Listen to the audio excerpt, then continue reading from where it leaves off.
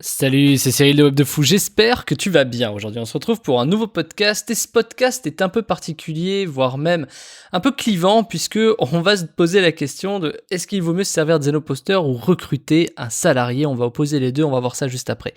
Avant ça, tu connais le truc, tu cliques sur le bouton s'abonner, tu vas dans la description, il y a un lien, ça s'appelle rejoins mes contacts privés. Tu cliques dessus, tu mets ton email et tous les matins tu reçois un podcast à forte valeur ajoutée avec des informations qui vont changer ta vie et ton business, crois-moi. Également dans la description, tu trouveras le lien Telegram. Le lien Telegram, c'est un endroit où je te partage beaucoup de choses, ma vie, mes business, ma R&D, mes investissements, un peu ce que je fais en fait. Si tu veux me découvrir un peu plus, je crois que c'est l'endroit clairement où il faut être, ok ? Allez, on y va pour ce podcast. Lien en description du Telegram. Je sais pas si c'est un sujet vraiment à aborder parce qu'il est un peu compliqué, mais est-ce qu'il vaut mieux avoir un robot ou recruter un salarié ? Alors, moi je suis bien placé pour parler, je pense, puisque j'ai des salariés, j'utilise des robots, j'utilise des no-posters et je fais beaucoup de choses aussi moi-même.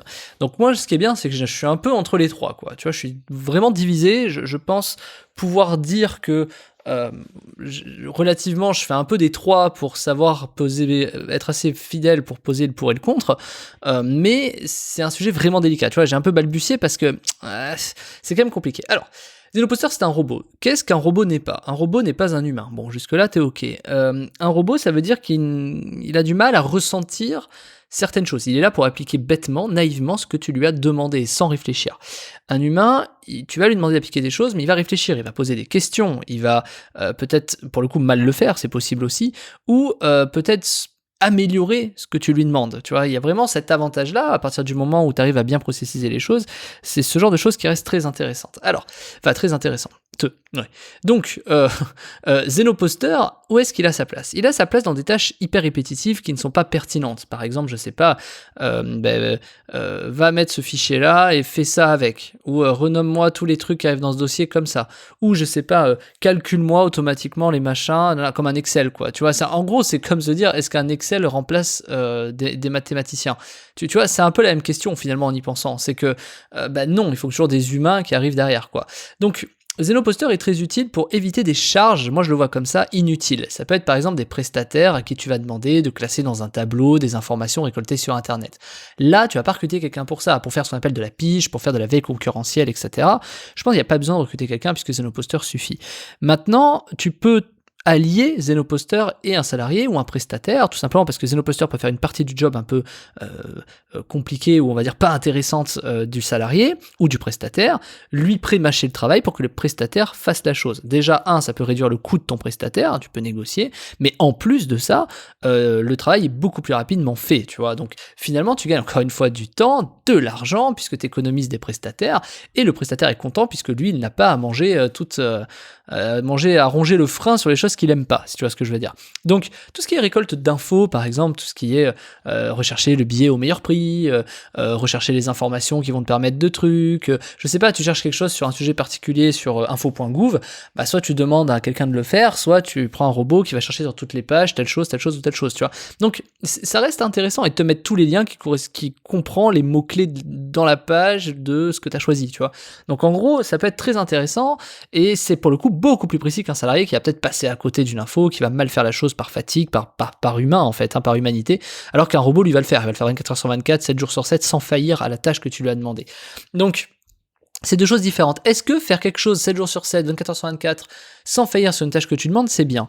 À mon sens, oui, quand c'est des tâches répétitives, mais à mon sens, non, quand c'est des tâches intellectuelles, c'est-à-dire des tâches dans lesquelles tu dois réfléchir un peu. Et c'est là où on rentre dans une nouvelle phase dans le monde aujourd'hui, qui est l'intelligence artificielle. J'en parlerai pas dans ce podcast, mais c'est là où il y a un peu un point de bascule. Donc, je fais fin de la parenthèse. Du coup, Zenoposter, est-ce qu'on se retrouve finalement à être en concurrence avec un salarié ? Pourquoi est-ce qu'on opposerait ? Pourquoi est-ce qu'on ferait pas les deux ? Pourquoi est-ce qu'on ne ferait pas apprendre à un salarié Zenoposter ? Pourquoi est-ce qu'on ne le ferait pas maîtriser Zenoposter pour appliquer justement la chose ? 1, tu gagnes du temps parce que tu n'as plus à le faire toi-même ou à payer des prestats. 2, ton salarié, il va être un peu plus motivé parce que, ou ton prestataire, parce qu'il a plus à manger, entre guillemets, sa merde. Et en plus, il va pouvoir se concentrer sur les tâches utiles, pertinentes, tu vois. Donc finalement, encore une fois, plutôt que d'opposer, est-ce qu'on ferait pas finalement mieux de composer, tu vois ? Moi, j'aime bien les gens qui me parlent d'opposition sur certains sujets, puisque on peut composer. Opposition, pour moi, le contraire, c'est composition, tu vois. Ça peut paraître bête, mais c'est ma vision des choses. Donc, plutôt que d'opposer, on essaie de composer avec. Quand tu composes, et ben du coup, forcément, il y a des fausses notes, tu vois. Forcément, il se passe il y a des problèmes, des bugs. Mais là, c'est ce qu'on appelle l'apprentissage. Finalement, 1 plus 1, le fameux égale 3. Bon, ça fait longtemps que je l'ai pas dit, mais voilà. Donc, c'est-à-dire que forcément, pour qu'un plus 1 égale 3, c'est-à-dire que la somme de 2 compétences égale une nouvelle compétence. Donc, forcément, une nouvelle compétence passe par des pots cassés, passe par des problématiques, passe par... Voilà, enfin, tu vois l'idée. Et ça, c'est quelque chose d'extrêmement pertinent à mon sens, puisque ça permet de faire évoluer même le travail de tes salariés, de leur motivation, leur intention. Mais je dis salarié, mais ça peut être prestataire, encore une fois, partenaire, associé, tout ce que tu veux. C'est très intéressant. Moi, je sais que pour mes associés, il y a beaucoup de choses que j'ai automatisées, notamment avec Zenoposter, qui leur ont permis de se concentrer sur des choses différentes. Gagner du temps pour aller rencontrer des partenaires, ou gagner du temps pour éviter d'avoir des problèmes de merde, ou tu vois, enfin, il y a beaucoup de choses très intéressantes là-dessus. Mais la vraie clé, c'est que la plupart des gens n'ont pas pris le temps, finalement, d'apprendre Zenoposter. Et c'est vrai que Zenoposter, une fois qu'on le maîtrise, franchement, tu peux faire tout ce que tu veux, quoi. C'est vrai que, 1, ça peut te faire économiser des salariés, clairement. 2, ça peut te faire augmenter ton chiffre d'affaires si tu composes avec tes salariés et Zenoposter. 3, ça peut t'ouvrir des perspectives d'automatisation que tu n'avais jamais pensé quand tu maîtrises le sujet, et ça te permet surtout d'avoir une expérience, un acquis, une assimilation de données, de choses, de process qui te permettrait éventuellement de développer de nouveaux business que tu avais peut-être jusqu'alors pas vu. Donc la puissance de Zenoposter, elle est incomparable. C'est-à-dire que moi, c'est vraiment une puissance de feu qui m'a permis de... C'est une arme de destruction massive pour ton business, mais de manière positive, quoi. C'est-à-dire que ça rajoute des zéros derrière ton business. Donc voilà, à partir du moment où tu fais les bons choix, bien entendu, tu vois, si par exemple tu licencies tout le monde pour les remplacer par des robots, oublie pas qu'il te faudra des gens pour gérer les robots. Tu vois, c'est toujours le même truc en fait. C'est que ça dépend les choix, faut pas partir dans des délires. Ce qui est très simple à comprendre, c'est que plutôt que de partir loin dans un extrême, on essaie toujours de se ramener au milieu et d'essayer justement de mixer les choses ensemble plutôt que de les séparer.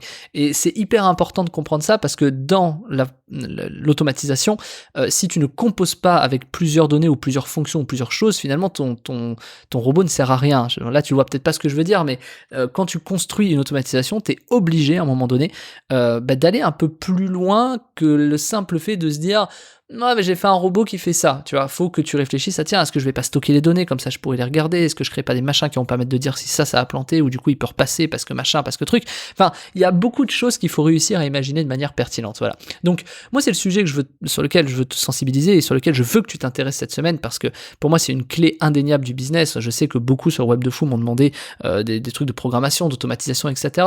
Et plutôt que de leur faire apprendre des langages qui quand même restent très utiles, il n'y a pas de problème, moi je suis un fan inconditionnel du Python notamment, du PHP aussi, mais voilà, Zenoposter c'est quand même la solution sans programmation, sans compétences, et qui te permet de juste faire des glisser-déposer pour faire des choses. Donc évidemment, il faut mettre un peu d'intelligence, mais cette intelligence-là, on la partage, on la voit ensemble dans la formation de la semaine qui s'appelle Zenoposter automatisé 100% son business en ligne de zéro, et dans laquelle je vais te montrer comment automatiser tout ça, comment te servir de Zenoposter, comment est-ce que... la présentation de toutes les fonctions, comment est-ce qu'on les utilise dans différents biais, on va voir ensemble, c'est une formation en plus dans laquelle on va être actif, c'est-à-dire il y a des gens qui participent, qui vont pouvoir poser des questions, etc. Ça te permettra toi aussi probablement de répondre aux questions. Donc c'est ça qui est génial, enfin de répondre aux questions que tu te poses. C'est ça qui est génial, c'est que du coup tu vas réussir toi-même à pouvoir imaginer quelque chose à travers ce que tu vas avoir. Et je te garantis une chose, c'est que tu vas sortir de cette formation avec des idées plein la tête, des capacités que tu ne pensais pas avoir, et une vision des choses que jusqu'alors tu n'avais pas, qui peut-être te bloque aujourd'hui dans ton business. Donc c'est vraiment le moment